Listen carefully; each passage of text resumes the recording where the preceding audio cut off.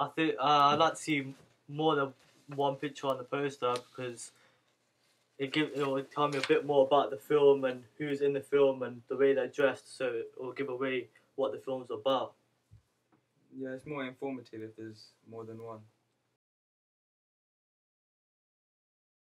I think in bold, I think it'd be capital letters and bold because it stands out more, so it grabs my attention. Whereas if it was in lowercase, it doesn't really get my attention as much. Yeah, with a bold font, it would be the focus of the page. Not really, because this doesn't attract me as much.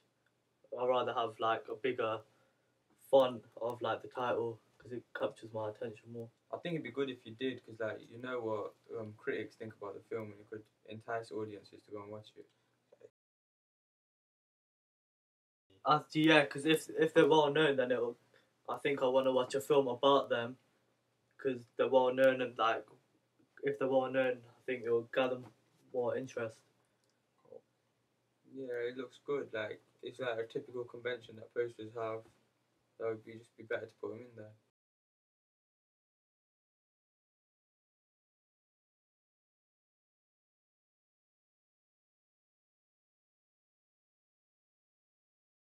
If if there was a Facebook icon and Twitter icon, I don't think I'd actually get involved in it because it would be a waste of time.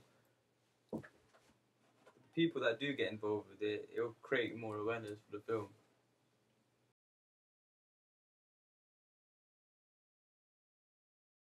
I think the how it talks about like on Shank, how it talks about like the DVD online and TV. You could. It's more about the trailer, more about the film, so you can get more involved with it. I think it's beneficial to have the soundtrack, especially with a British film. Yeah. People can listen to it. They're gonna go and find like the artists and that. And then maybe cinema listings when it's been released, so people can easily find like where to go and watch it.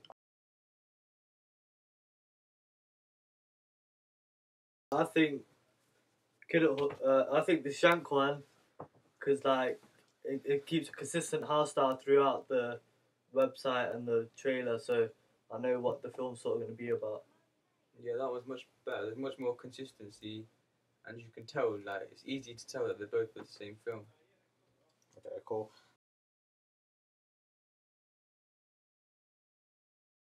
Having the image on, having the image as the background of the website and having a trailer, so it's easily able to watch instead of going to a different website and trying to find the actual trailer.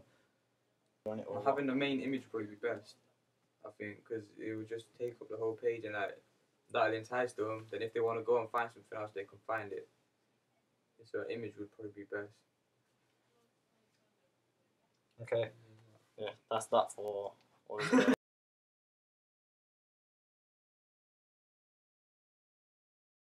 Yeah, because it'll get me more involved in the film, whereas most films in this category are just do with boys.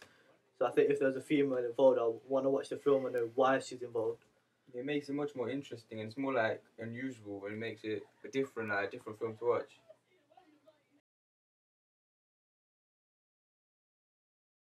I think the plot is the most important because obviously if the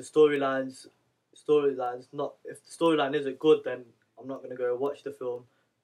But whereas if the storyline is good, then it'll make me go and watch the film. Also, the location if it's like in a rundown area, it will make the film much more better and effective.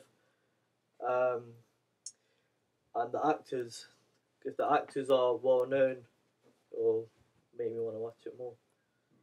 I'd say the plot's really important because that's basically what the film is. So that needs to be something that's thought about carefully.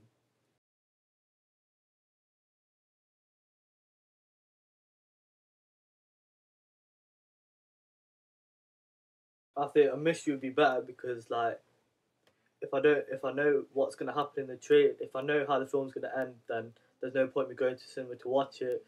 Whereas if I don't know what's gonna happen, I want to go to cinema and find out why it's happened and what's gonna happen.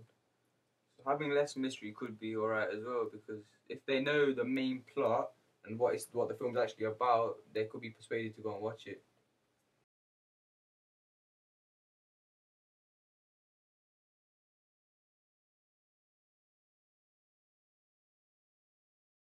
I think a bit of both because it'll work well and make the trailer look much more better.